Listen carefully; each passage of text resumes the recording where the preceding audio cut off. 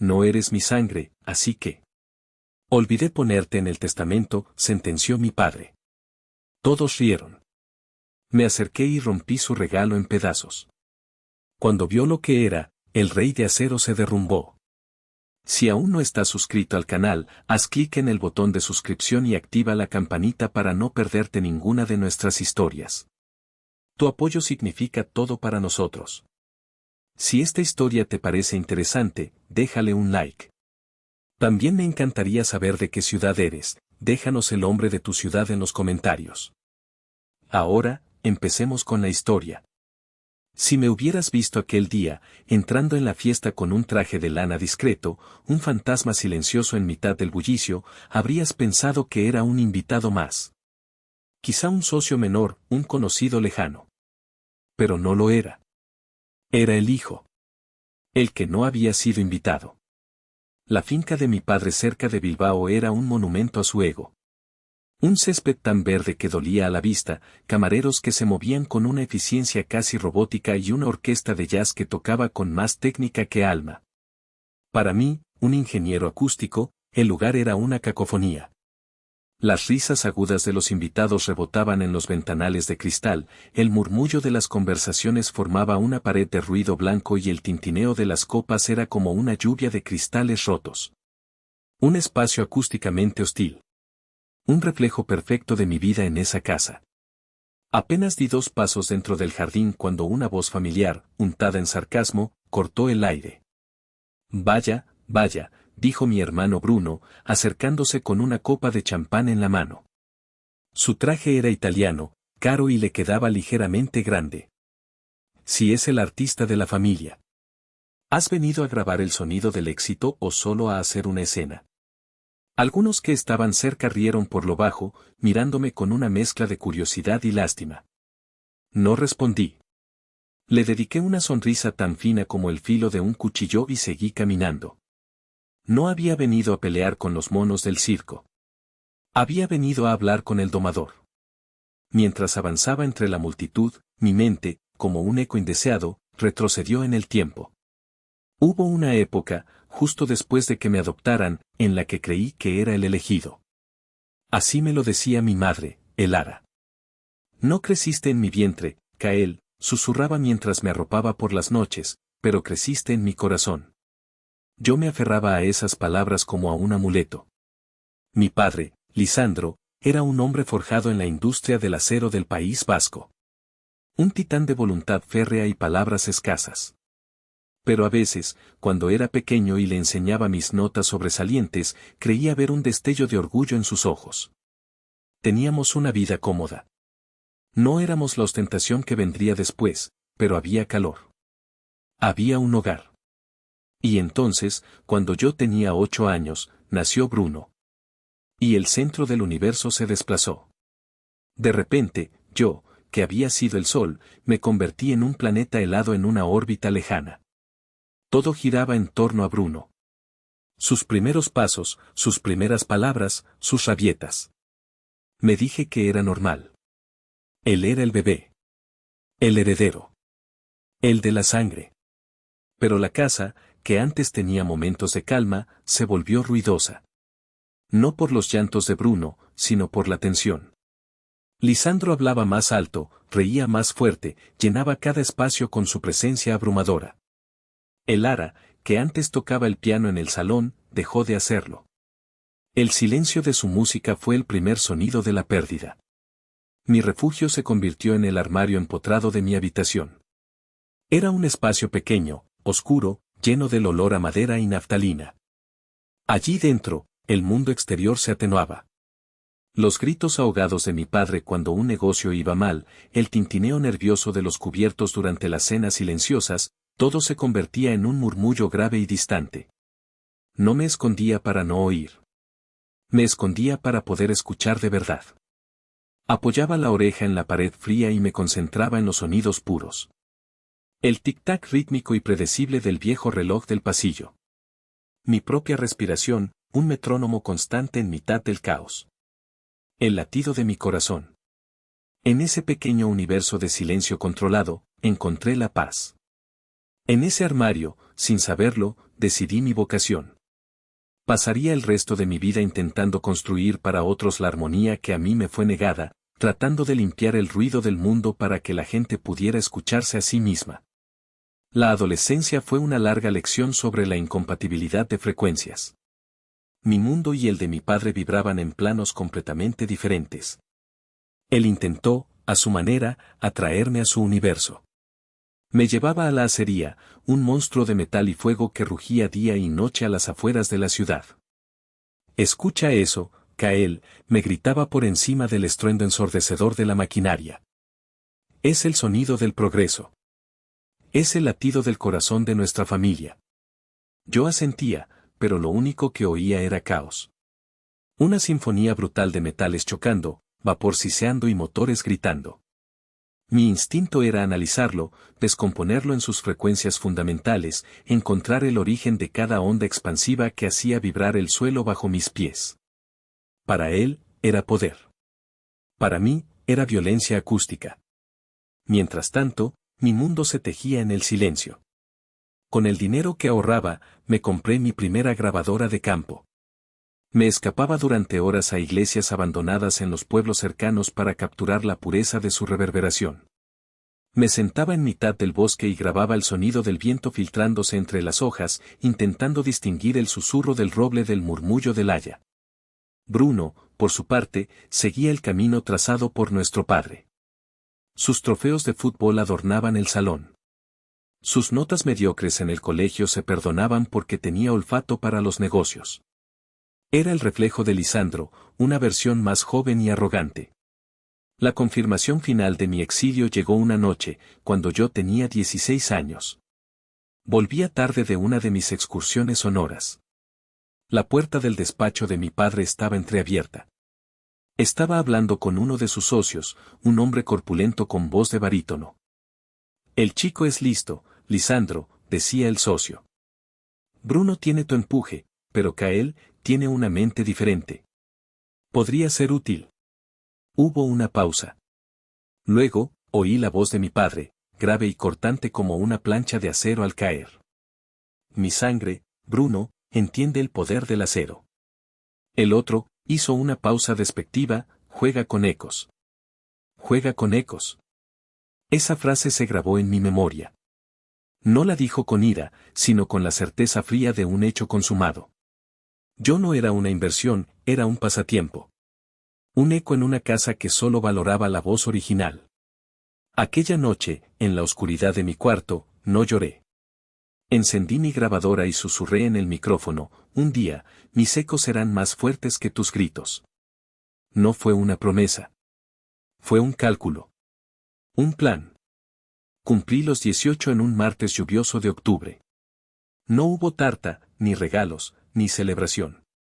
Solo el desayuno silencioso de siempre, el sonido del cuchillo de mi padre untando mantequilla en la tostada, el susurro del periódico al pasar las páginas, el tic-tac del reloj del salón. El sonido de un hogar que había dejado de serlo hacía mucho tiempo. Había pasado los últimos 2 años planeando mi fuga. Había trabajado los fines de semana en una tienda de electrónica, ahorrando cada euro. Había solicitado plaza en secreto en la universidad, no en empresariales como mi padre esperaba, sino en ingeniería acústica en una ciudad del sur. La carta de aceptación estaba en mi mochila, junto a toda mi vida empaquetada en 2 bolsas de lona. Cuando terminé mi café, me levanté. «Me voy», dije al aire. Lisandro no levantó la vista del periódico. «El mundo es un lugar duro», murmuró, como si comentara un titular. «No vengas corriendo cuando te aplaste». Bruno, que ya tenía 10 años, estaba en el salón, absorto en un videojuego. El sonido de explosiones y disparos llenaba la casa. Ni siquiera se giró. Fue mi madre, Elara, la que me acompañó hasta la puerta. Sus ojos, siempre velados por una tristeza silenciosa, parecían más perdidos que nunca. No dijo nada durante un rato. El silencio entre nosotros estaba lleno de todo lo que nunca se había atrevido a decir, de todas las batallas que nunca había luchado por mí. Cuando abrí la puerta, la lluvia olía a tierra mojada y a libertad. Ella me tomó la mano. Sentí el tacto de un sobre de papel. construye algo hermoso, Kael, susurró, y su voz fue casi inaudible, una frecuencia tan baja que casi se perdió en el ruido de la lluvia. Construyeles algo tan hermoso que hasta los sordos puedan escucharlo. Apreté el sobre en mi mano y asentí, incapaz de hablar. Le di un último vistazo. Ella estaba allí, de pie en el umbral, una figura frágil enmarcada por la opulencia de una casa que era su jaula dorada. Parecía una nota solitaria y triste en una partitura que había olvidado cómo sonar. Esa fue la última vez que la vi en 15 años. Subí al autobús con 400 euros en el bolsillo, una carta de aceptación y la promesa susurrada de mi madre.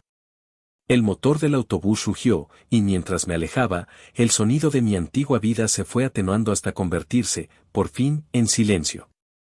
Los primeros años fueron brutales. Vivía en un apartamento minúsculo con una acústica terrible, podía oír las conversaciones de mis vecinos como si estuvieran en mi propia habitación. Trabajaba de noche en un bar y de día estudiaba hasta que me sangraban los ojos. Sobrevivía a base de café, bocadillos baratos y una determinación tan sólida como el acero de mi padre. En la universidad, la mayoría de los profesores enseñaban la física del sonido, las matemáticas de la onda, pero pocos hablaban de su alma. Excepto uno. Simón Vargas. Simón era una leyenda. Un hombre de unos 60 años, con el pelo blanco y revuelto y unos ojos que parecían analizar el mundo en decibelios. Había diseñado la acústica de algunos de los teatros más importantes de Europa. Era un genio, y lo sabía. Y era famoso por destrozar a los estudiantes que no estaban a su altura. En su primera clase, nos pidió que analizáramos la acústica del aula. Todos hablamos de los materiales, del tiempo de reverberación, de los coeficientes de absorción. Cuando llegó mi turno, dije, la acústica de esta sala es arrogante. Está diseñada para que la voz del profesor resuene con autoridad, pero ahoga el sonido de las preguntas de los alumnos. Es un espacio que no permite el diálogo. Simón se me quedó mirando fijamente. Pura palabrería poética, señor. Kael, respondí. Señor Kael. Esto es una ciencia, no un taller de escritura creativa. Demuéstremelo. Ese fin de semana no dormí. Tomé medidas, realicé cálculos, creé un modelo 3D del aula en mi viejo ordenador. El lunes, le entregué un informe de 20 páginas con gráficos, ecuaciones y una propuesta detallada para rediseñar el espacio con paneles difusores de bajo coste para crear un entorno acústico más democrático. Pensé que me expulsaría de su clase. En cambio, a la mañana siguiente, encontré una nota en mi casillero. Mi despacho. A las 8. Cuando llegué, mi informe estaba sobre su mesa, lleno de anotaciones en tinta roja. Simón no me invitó a sentarme. Se sirvió un café y me miró por encima de la taza. Es un buen trabajo, admitió, como si las palabras le quemaran en la boca. Audaz.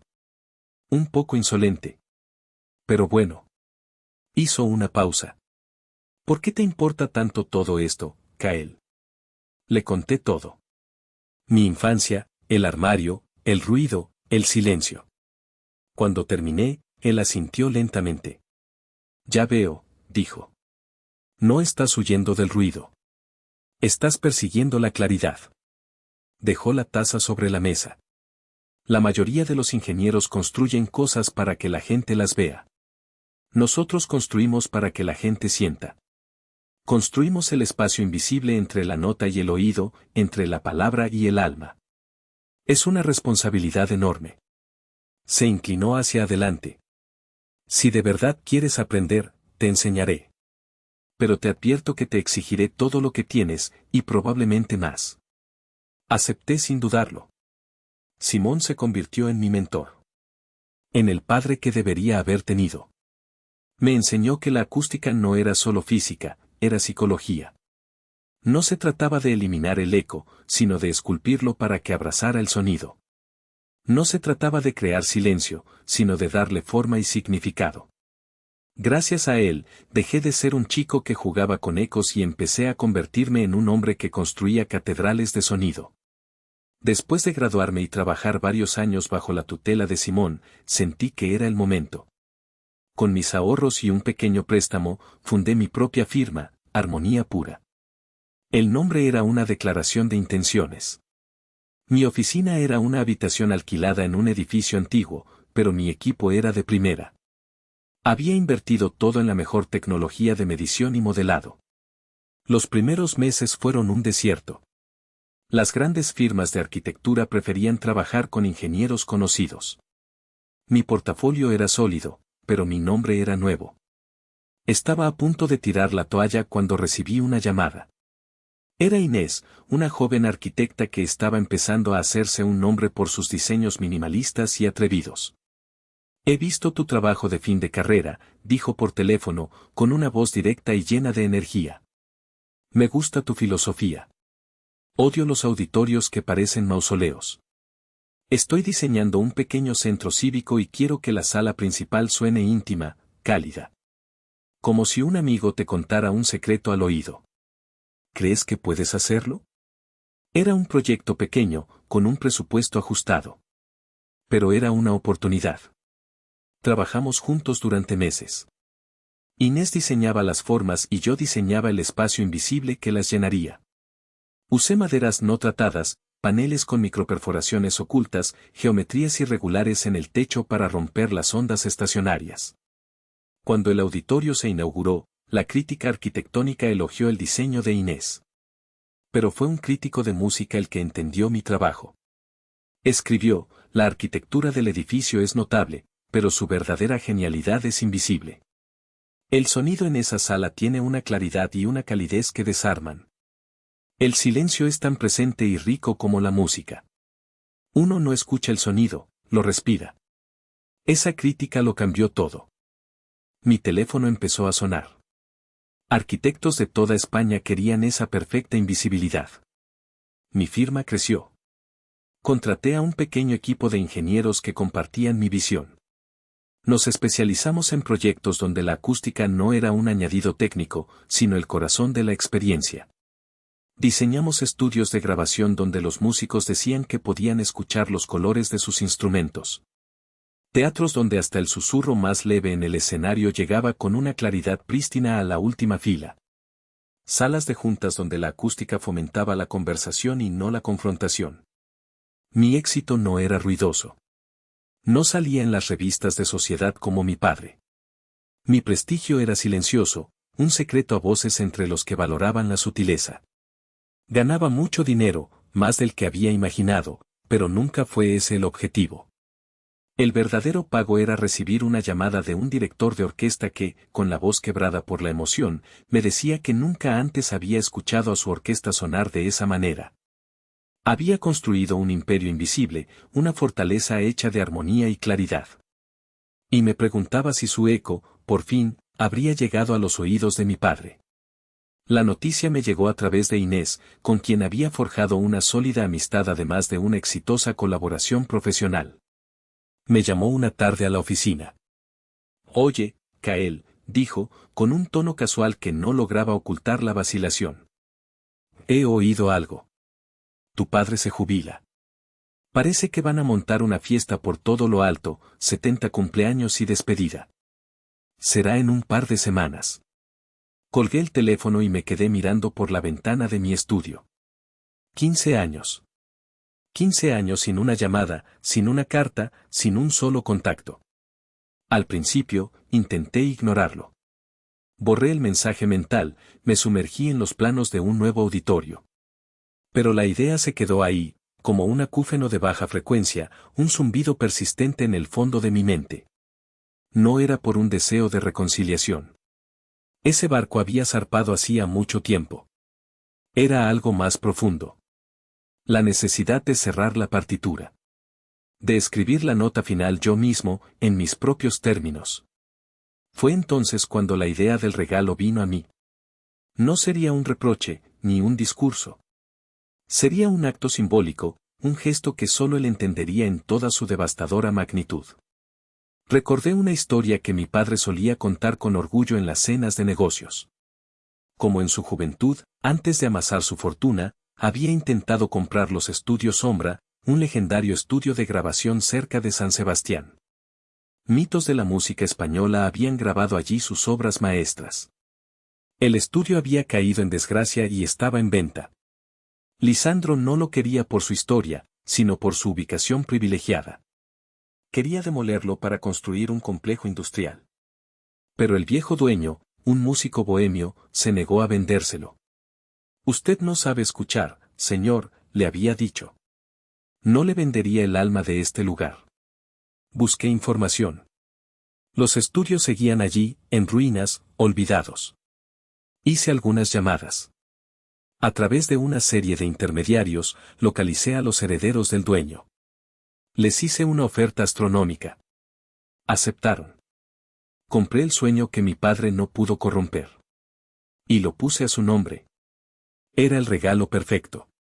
Un trozo de historia musical, un símbolo de todo lo que él despreciaba, pero con un valor tangible que su mente pragmática no podía ignorar.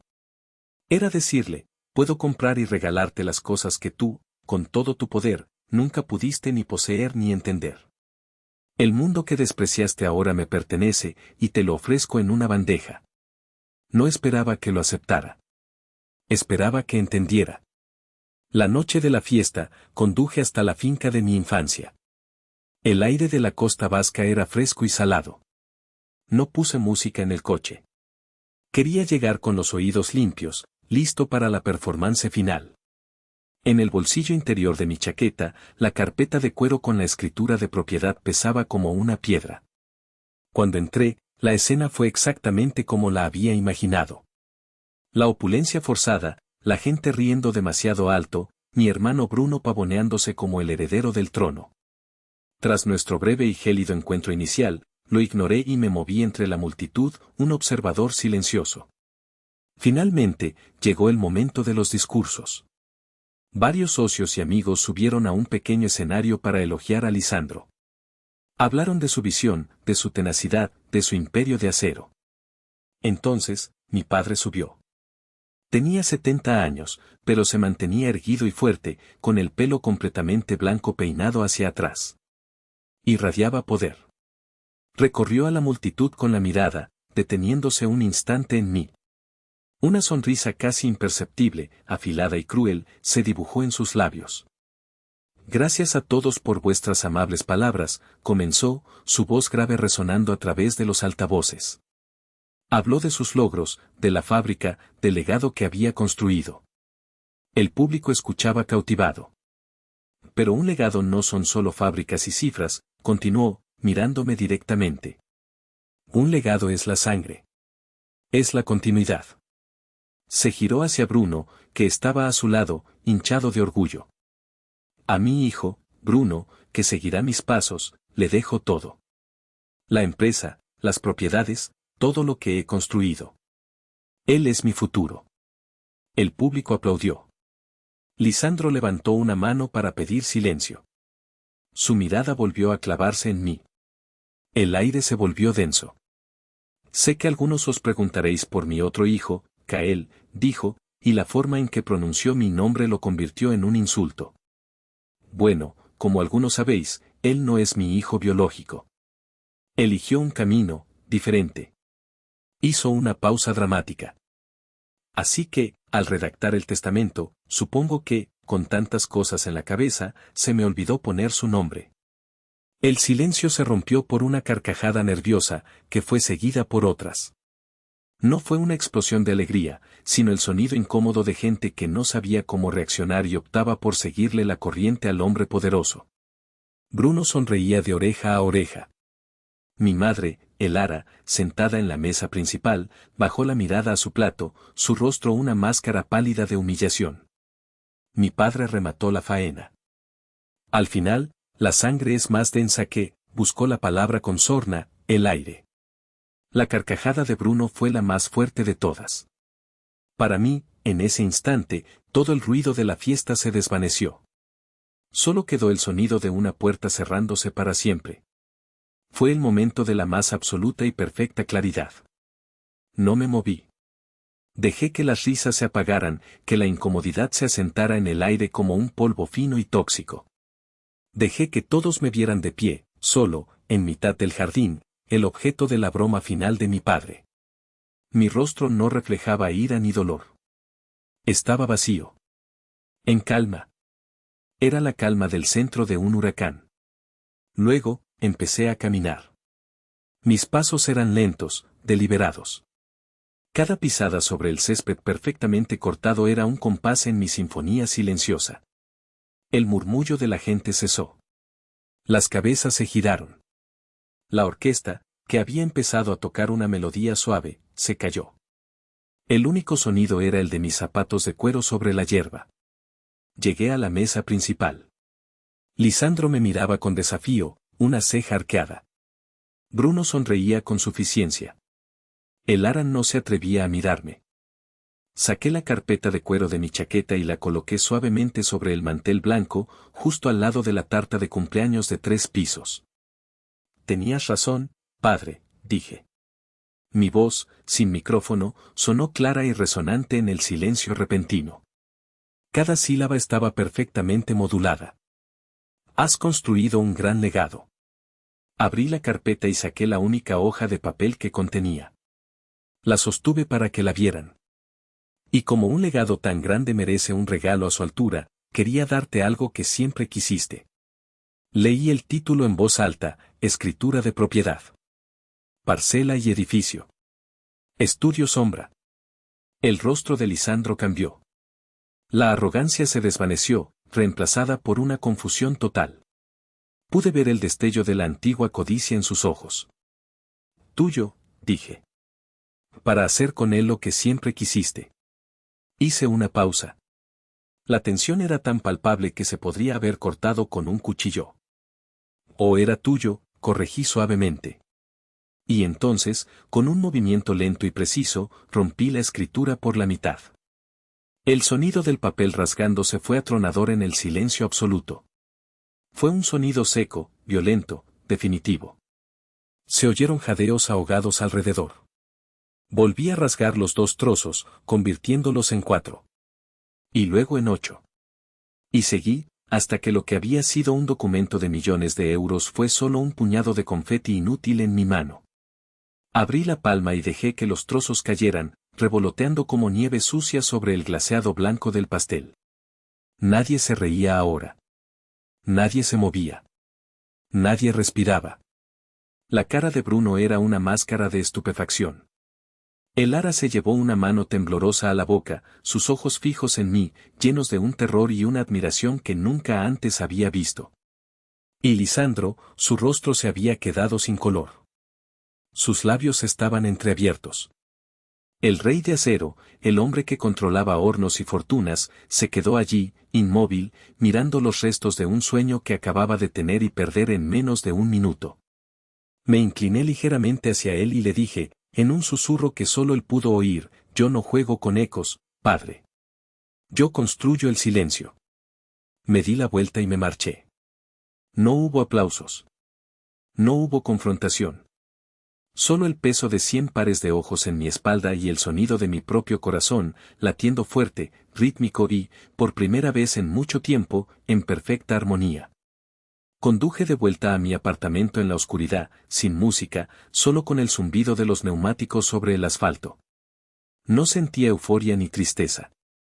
Sentía un vacío inmenso, pero no era un vacío de pérdida. Era un vacío de espacio recién creado. La quietud que sigue a una demolición controlada. Pasaron 3 días. 3 días de silencio absoluto por su parte, lo cual no me sorprendió. Me sumergí en mi trabajo, en mis mediciones, en mis ondas sinusoidales. El mundo tangible y predecible de la física. Al 4.º día, mi teléfono sonó. Era Inés. «Kael, ¿está sentado?», preguntó sin preámbulos. Sí, respondí, mirando los planos de un teatro en mi pantalla. Bien. Porque tengo noticias de la fiesta del ogro. Su voz sonaba excitada. Hablé con el catering. Una de mis primas trabaja allí. Me lo ha contado todo. Me preparé para escuchar los detalles de la humillación, las burlas a mis espaldas. Pero lo que Inés me contó fue muy diferente. Dice que después de que te fueras, continuó, nadie habló durante casi un minuto. El silencio fue total. como si hubieras arrancado el sonido del mundo. Y entonces, Kael, entonces ocurrió algo que no te vas a creer. Hizo una pausa para crear suspense. Tu padre, el gran Lisandro, se levantó de su silla, se arrodilló en el césped, delante de todos sus socios, de todos sus amigos, y empezó a recoger los trozos de papel. Uno por uno. Me quedé sin aire. Pude visualizarlo. El hombre que me había dicho que el mundo me aplastaría, de rodillas, intentando reconstruir los restos de mi regalo. La gente estaba en shock, siguió Inés. Nadie se atrevía a decir nada. Tu hermano Bruno intentó hacer una broma, algo sobre que estabas loco, pero nadie se rió. Su voz sonó patética. Y entonces, uno de los socios más viejos de tu padre, un tal Garmendia, se acercó a él mientras estaba en el suelo y le dijo algo. Mi prima estaba lo suficientemente cerca para oírlo. ¿Qué le dijo?, pregunté, mi voz apenas un susurro. Le dijo, has pasado tu vida construyendo cosas que hacen ruido, Lisandro, y no has sabido escuchar a la única persona que podía traerte algo de paz. Eres el hombre más rico y más pobre que conozco. Inés me contó que la fiesta se disolvió poco después. La gente se fue en silencio, como si asistiera a un funeral. El gran evento del año se había convertido en una debacle vergonzosa. Colgué el teléfono. Apoyé la frente en el cristal frío de la ventana. No sentía triunfo. La imagen de mi padre de rodillas no me producía placer. Solo una profunda y desoladora melancolía por todo lo que pudo haber sido y nunca fue. El eco de su orgullo roto resonó en mi silencio, pero ya no me afectaba. Era solo un ruido lejano, de un mundo que ya no era el mío. Una semana después, llegó una carta. Un sobre de papel grueso, sin remitente, la dirección escrita a mano con una caligrafía temblorosa que apenas reconocí como la de mi padre. Durante un día entero, la dejé sobre mi mesa de trabajo, mirándola, sopesando si debía abrirla o simplemente quemarla. La curiosidad, o quizás la necesidad de un cierre definitivo, ganó la batalla. La carta era corta, apenas media página, llena de tachaduras y frases torpes. No empezaba con querido Kael ni nada parecido. Empezaba directamente. No sé cómo empezar esto. Supongo que es apropiado, ya que nunca supe realmente cómo empezar nada contigo. He recogido los trozos de papel. Los tengo en mi escritorio. He intentado unirlos. Es imposible. Igual que es imposible unir los trozos de todos estos años. Fracasé. Esa es la única palabra. Fracasé en proteger lo que teníamos cuando eras un niño. Fracasé en ver en lo que te estabas convirtiendo. Y en mi cumpleaños, delante de todos, fracasé como padre de la forma más pública y vergonzosa. La gente se ha alejado de mí estos días. El silencio en esta casa es más ruidoso que la fábrica. Tu madre no me habla. Solo llora.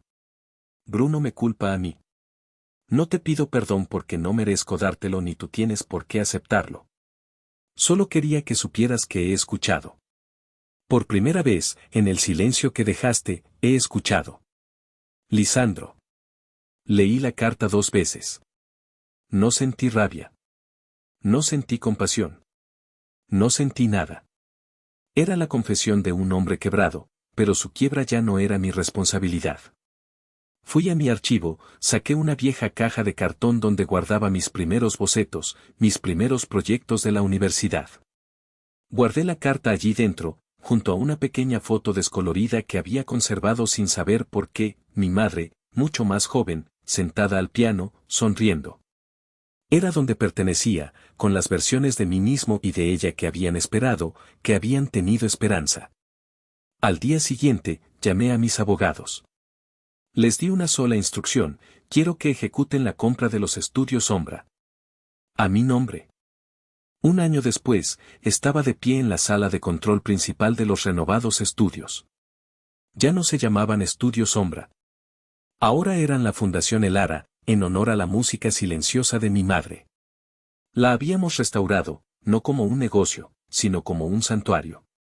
Un lugar sin ánimo de lucro donde jóvenes músicos e ingenieros de sonido con talento pero sin recursos podían venir a aprender, a crear, a grabar. A mi lado, una chica de 19 años, una joven prodigio de la ingeniería de sonido, ajustaba los niveles en la mesa de mezclas. Sus ojos brillaban de emoción. Nunca pensé que podría trabajar en un lugar como este, me dijo en voz baja. Gracias. Le sonreí. El talento merece tener un espacio donde resonar, le respondí. A través del grueso cristal de la sala de control, veía a una banda de chicos jóvenes grabando su primera canción. Su música llenaba el aire, vibrante, llena de esperanza. Era un sonido puro, honesto. Ya no esperaba una llamada de Lisandro. Nunca volví a hablar con él. Había encontrado mi propia familia, una unida no por lazos de sangre, sino por ondas sonoras, por la armonía compartida. Había dejado de ser el hijo no deseado para convertirme en el mentor que yo nunca tuve. Y en ese momento, rodeado del sonido de los nuevos comienzos, entendí que mi mayor creación no fue ningún auditorio famoso. Fue tomar los ecos rotos de mi pasado y construir con ellos un futuro lleno de música. Por fin, había encontrado la armonía perfecta.